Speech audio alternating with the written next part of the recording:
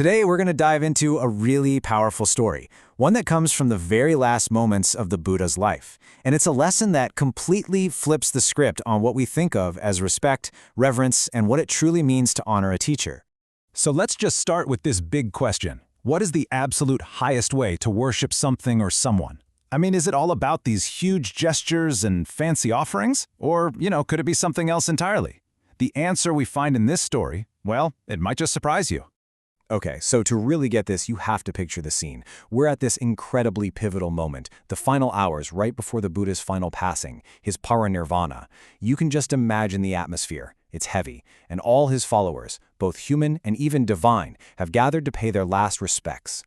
Now, among all those who gathered were the devas, celestial beings. And you have to remember, back then, worship was often about big external rituals. So their tribute was exactly as spectacular as you'd think. This wasn't just a simple offering, it was a truly divine display.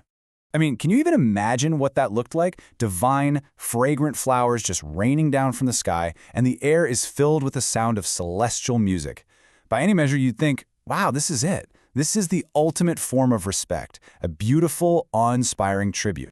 But then, a huge turning point. The Buddha turns to his most devoted attendant, Ananda, and says this. He gently explains that, yeah, these grand displays are beautiful, but they are not the way to truly honor him, the Tathagata. And remember, that title, Tathagata, means something like the one who has realized the ultimate nature of reality. For him to dismiss this incredible tribute, it must have been absolutely stunning to hear. And this is where the Buddha reveals the absolute core of his teaching, which was a pretty radical idea for his time. He lays out this profound contrast. You see, the Deva's homage, the flowers and music, it was all external, sensory, and temporary. But the highest worship, he explained, is something completely different. It's internal, it's actionable, and it's something that lasts. The actual practice of the Dharma itself. So it all comes down to this powerful statement. The highest form of worship isn't about what you offer to the teacher. It's about how you live by the teachings. It's about actually embodying the principles, integrating them into your life, and putting them into practice, day in and day out. That is the ultimate sign of respect. But of course, this immediately brings up a very practical and frankly urgent question for his followers. If the greatest form of worship is to practice the teachings, what in the world happens when the teacher is no longer physically there to guide you? How are you supposed to know the way? The Buddha, with this incredible foresight and compassion, totally understood their anxiety. He reassured them, don't worry, you're not going to be left adrift. He had already put a guide in place that would endure long, long after he was gone.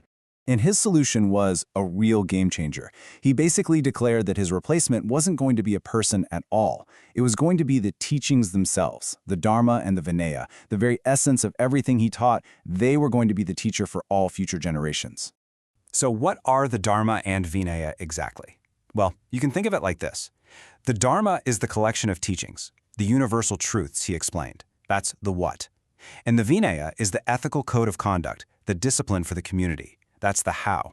So together, they form a complete, self-sufficient guide to the path. Which brings us right back to the heart of this entire message, which you could really boil down to just 3 words. Practice is worship. The flowers and the music were lovely for sure, but the true honor, the highest respect, is found in the diligent effort to live a life that's aligned with wisdom and compassion.